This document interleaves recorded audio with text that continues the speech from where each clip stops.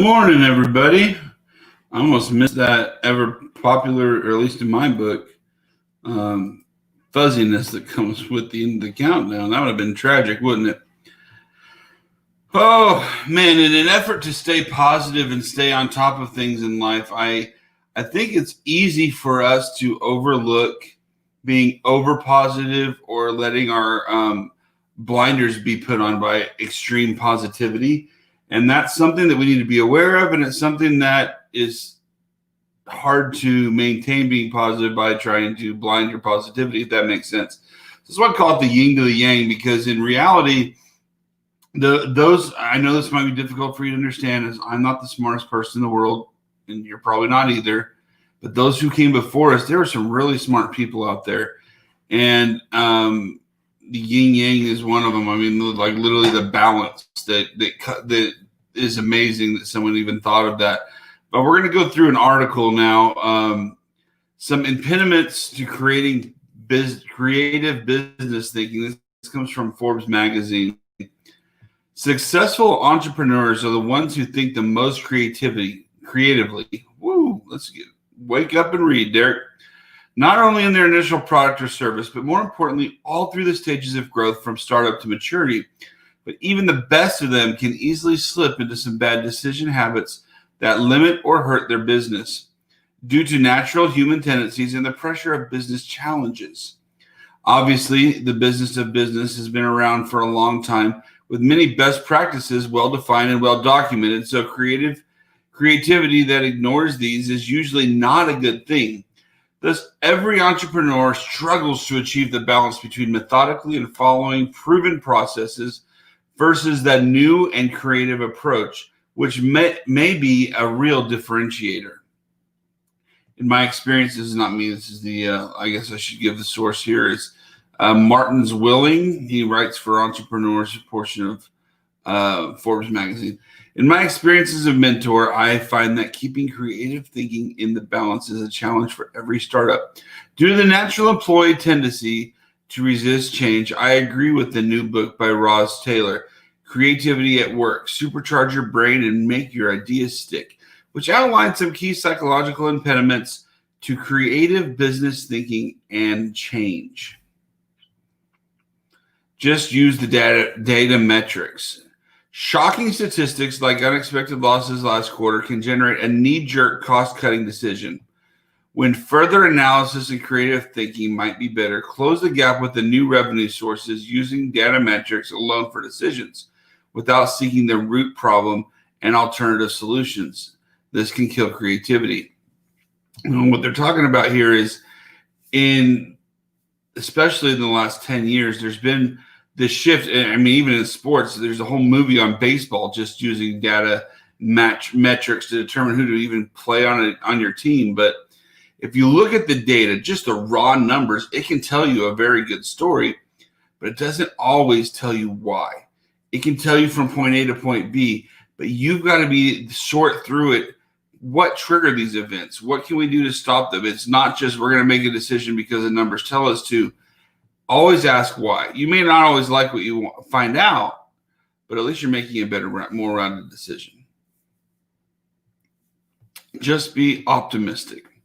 Optimism is essential for long-term success, but it can delay or cloud short-term decision requirements. Entrepreneurs have to be careful not to look too hard for evidence that confirms their passion and positive perspective.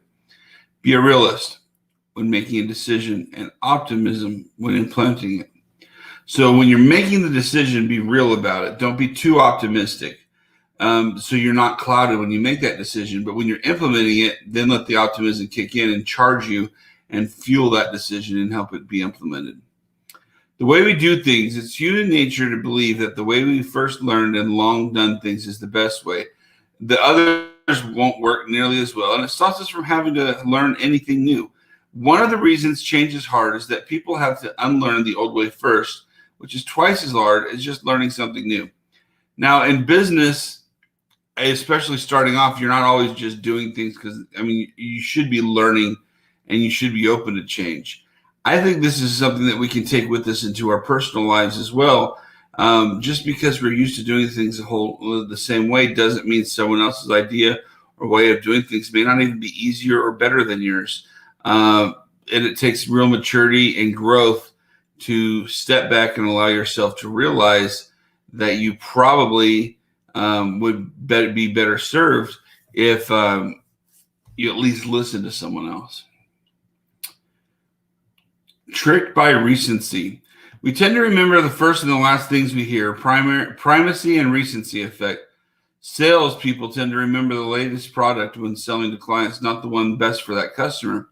So when decisions are being made, we tend to remember recent information and issues, not always good effect. Groupthink will be the best results. Group results are often dominated by an autocratic leader, or represent assimilation of the lowest common denominator. Most people tend to be compliant rather than risk conflict. Creative ideas are the outliers and tend to be eliminated first rather than evaluated fully. Diversity challenges groupthink. If all you want to do is surround yourself with people that are going to tell you yes, that you're a yes man, and that's all that you're going to see, hear, think, and believe, then you're never going to grow, and they're never going to grow. You're never going to challenge each other, and you're never going to learn to think outside the box. So be diverse in who you talk to. Hear things from different perspectives.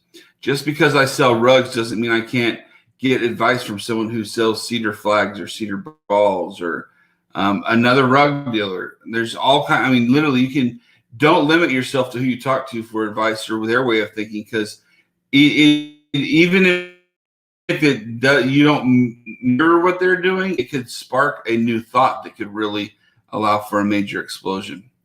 Groupthink will, we just did that. Low appetite for risk.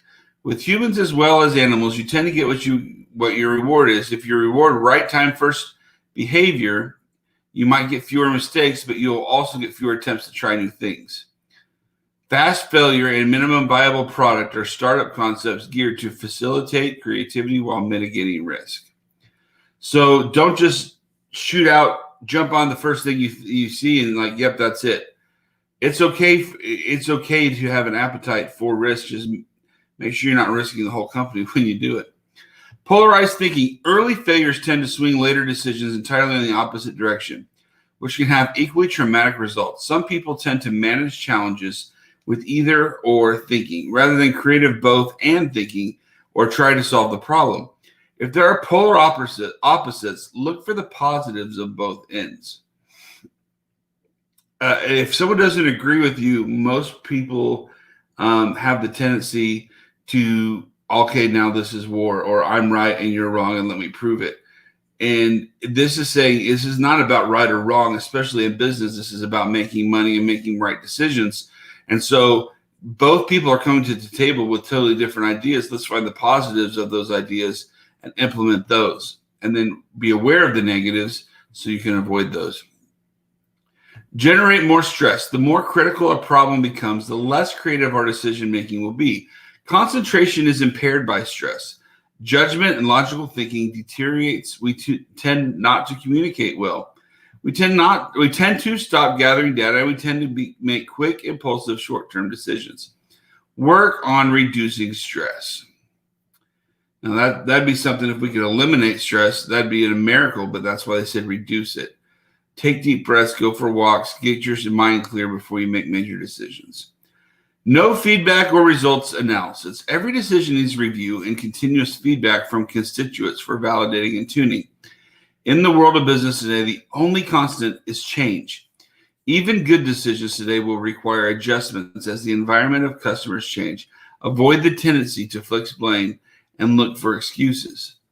Now, especially when you are someone who sells interior decor, you not only have to manage your budget, manage your designs, manage your inventory, manage everything that has to do with each individual product, but keep your ear to the ground. Realize when things are about to change so you don't just dump $30,000 into a bunch of inventory now that you're not going to be able to sell. Because just as customers changes, trends change, everything is always changing. It's up to you to keep on top of what those trends are and make sure that you're staying on top of those for your business. And that goes for everything. There was a time when flip phones were the thing, and now all of a sudden the bigger the better. And now it's thinner or smaller. Even cell phone companies are always having to listen to who they want, who their customer base is, and what they want. And it seems like lately what they want is better cameras. They're not even making the phones faster or the screens brighter. They're just making the cameras better every single time. Failure to learn, experience is inevitable. Learning is not. Now that's cool. They take the definition and draw a line in the sand between experience and learning. Review and measuring decision results facilitates learning. Just like sales metrics facilitate a better understanding of sales, creativity without learning will be short-lived and ineffective. Learning required effective listening and creative thinking to make sense out of tough experiences. It's time to get past the myths and mystery about creativity. Creative people don't have to be eccentric personalities, work in the arts, or work in isolation to achieve results. It is possible to be creative on demand and to demand creativity in your startup. In fact, if you don't, your startup will too quickly join the ranks of corporate world that you love to hate. Now think about that one. I think that was very well written. It's 7 years old, but it still applies to today. In reality, business and life in general is always changing. And just like we want to suck people in by an emotional tie to make them want to purchase our product or care about our brand, the same thing needs to be said on an opposite scale for the decisions that you make. Don't get so in love with something, a product or an idea or anything with your business that you're not able to make rational decisions. I'm going to put this in the comments, the link to this article. Go back, read it yourselves. There are 10 things in here that I think that if we slowly try to apply to our days in our business thinking, that it will definitely help us and we can continue to grow and make better decisions. And these decisions are going to help us with the longevity of our business and the service we can provide to others. So have a great Tuesday, everyone. I'll see you tomorrow. God loves you. So do I. And we'll see you tomorrow.